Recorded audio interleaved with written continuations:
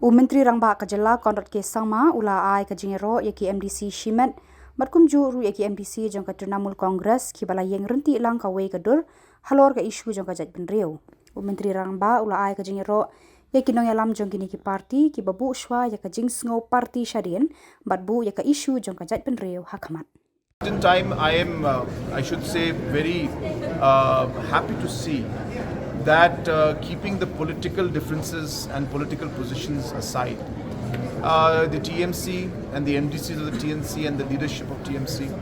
and some of the independent MDCs, they came together for the rights of the people and for the concerns of the people, especially the tribal community in Ïaroh Hills, especially in Ïaroh Hills. Therefore, this is a very, very positive and a very strong message to the people of Ïaroh Hills that when it comes to the people, that different political parties and leaders go beyond party lines and look at what is good for the people and the state as a whole. And I think this is a shining example of that, and therefore I give my sense of appreciation to the MDCs of the TMC and the independent MDCs, as well as the leadership for taking this very, very correct and bold and very strong stand